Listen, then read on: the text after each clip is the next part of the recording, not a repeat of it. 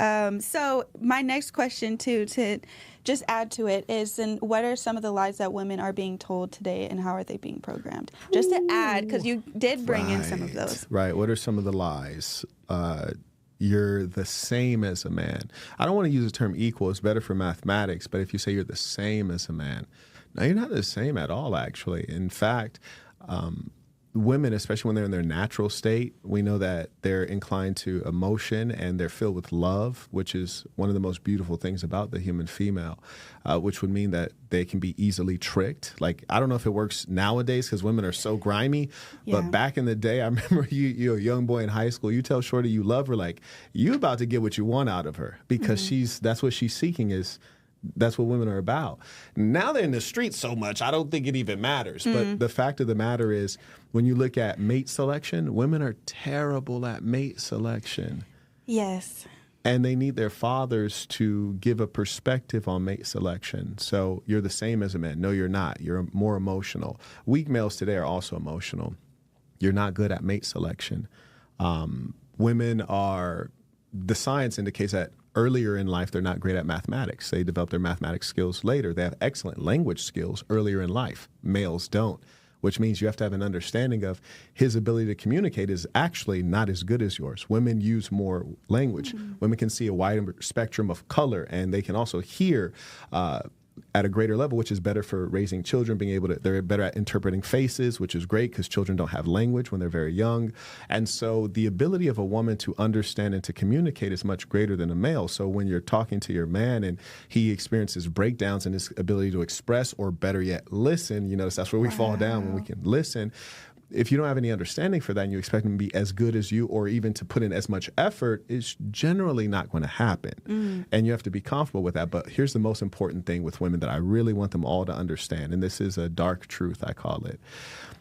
You cannot live your life like a man. For example, a woman who's my age, I consider her almost dead. Like, you are old, shorty. Like, you almost dead. But at my age, I can still do everything that I could do when I was 18. I can still run a 6.5 minute mile.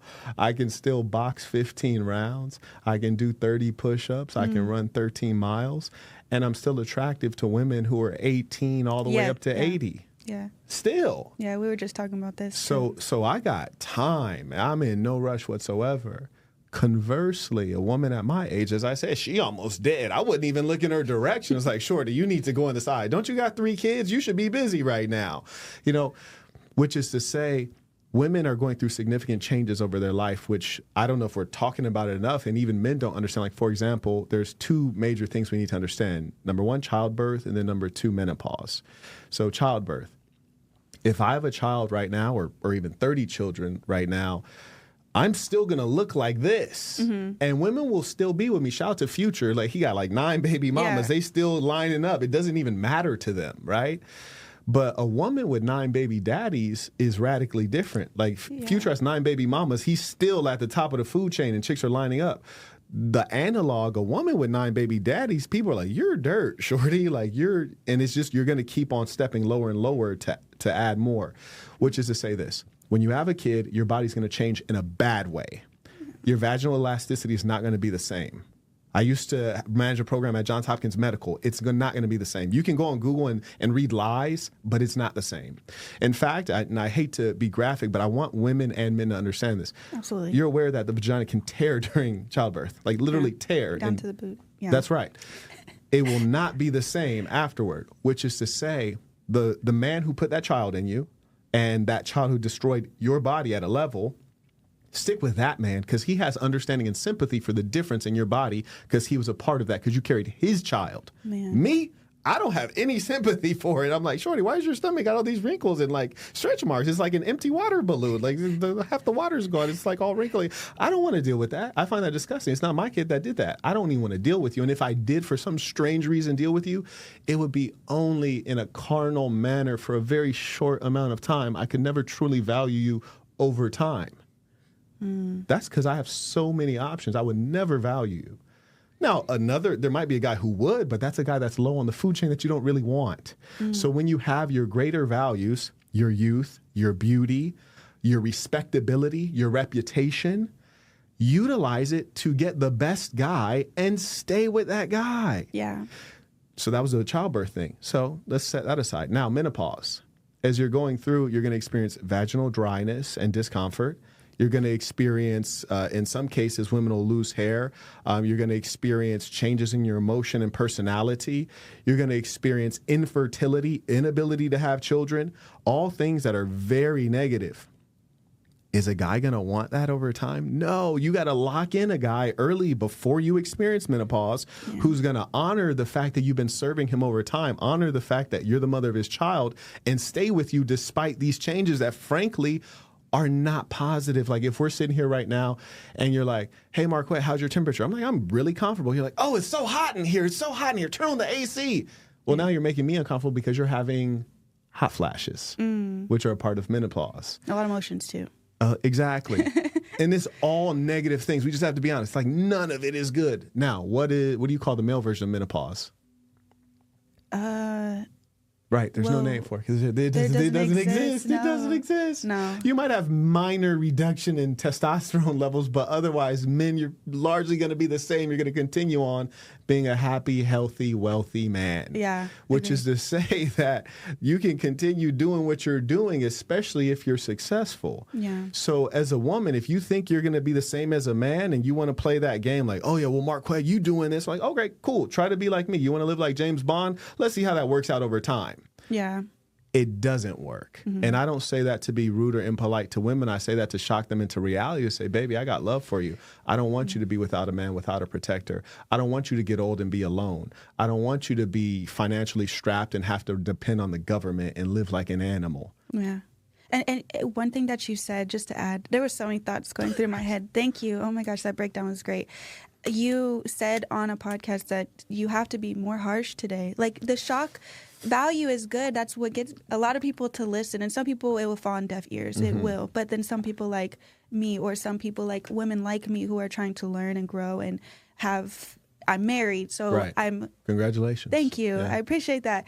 And I got married young. I try to lock that down. That's the key right there. I was like, I'm not gonna be out here in these streets. No. But my husband, he guides me, he leads me, and he's very, no, you're not doing this. No, you're not doing that. So I'm learning to just take orders. You know, I've learned to take orders. So when you're listening to other people, I have open ears. And then there's some women that have just gone through so much trauma and their ears it's blocked out. And so you have to be so harsh because it's like, I'm going to get this through your thick skull, or maybe it'll hit you 5 years from now when you remember this conversation and you've gone through something where you're open and willing to be a little bit more humble. So, so just a little bit about that, like having to be a little bit more harsh today. Well, I want those watching to realize that me being harsh in a podcast is not the same as you talking to your woman on an individual basis. Just as women want men to be like them, sometimes you have men who want women to be like them. And so you have all these red pill content creators, and they're basically nerds that women didn't want, and now they're raging against women in a public sphere. And as a result, you might see someone like myself being what you might describe as harsh. Well, I'm talking to women that are not my girlfriend, my fiance, my wife, my mother. They're going to hear it differently coming from me. Now, if a woman loves you and you're her man and she regards you, you engage her with harshness, she's probably not going to get that message very well. And that's why we talk, you got to have a little bit of ism. You have to know how to approach the woman, knowing that you have to address her emotion, let her know that you care about her, and then deliver the message. It doesn't have to be like the most logical, rational message. You just got to get her across the line. You got to be like, get her to where the understanding, where she can execute the behaviors that are going to be helpful for your family. So I don't recommend that men be harsh unnecessarily. I recommend that you be a great communicator. A great communicator doesn't speak in the way that you feel is best. You speak in the way that the person can receive your message. And with women, I think typically it's not being harsh. Now, does that mean lie? No, absolutely not. And especially if you're dealing with your main woman, meaning the woman you want to be with, she has to be able to accept your truth, what's real for you. Now, how you package it does matter. Now, there are some times when you ain't got time to, do all this gift wrapping, and a woman should be able to deal with that. But I recommend that men exercise the best in communication. Communication is critical to success, and also that you get with a woman who's not an unruly animal. And the reason that I say that, some of these rascals, these rascals are crazy out here. Like, for example, I had a woman who worked basically kind of like a barista. Is that the people who serve coffee? Yeah. I don't drink coffee. Okay, so that's what they're called. Yeah. So she can follow directions from her boss, right? And so I tell her, if I tell you something, sometimes I'll ask you a question that's very clear. My English is good, so it has a question mark at the end. And then other times I might be dictating. I expect you to comply because I'm great at making decisions and leadership. What's the evidence of that? I've managed corporations that are international with employees across several time zones. I've lived in foreign countries where I don't speak the language. I've still been able to effectively manage a team. You're following one dude who manages 4 people who make coffee. Yeah. I manage international high-risk organizations with people from different cultures, languages, and time zones. Mm-hmm. If you can't listen to me, who can you listen to? Right. Like you listen to Joseph the peon at your job, but you can't listen to me? Yeah. One, because I'm your man. Forget the fact that I'm an international CEO, just because I'm your man. But secondly, respect the fact that I'm like who I actually am. Which is to say, when I give you some guidance, I'm giving you good guidance. And even if it's not good guidance, here's the funny thing. If it was terrible guidance, if you decide to be with me, you follow it to the road of destruction. Yeah. Right? Like if we're driving and I want to go left and we should go right, we're all going left together. Right? Like we go together. So real, though. That's right. That's part of why you got to mate well. And women knew this beforehand, especially when they had the guidance, I feel like, of their family. Just back in the day before these times, even when the family picked the husband, it's like, because you don't know. Like, I'm literally setting you, like, I'm for it. Like, you know what I mean? Like, I tell women too, if your family members know better than you and they're like, this is a good guy and he's been in the neighborhood, go with that guy. Stop dating the other guys. Like, promise you. I heard this quote of women stop falling in love because you keep falling on your face. Grow in love. Pick the best option and grow in love, because you will grow to respect him and he will take care of you, and then you will be madly in love later on. So if that's what you're seeking. So I had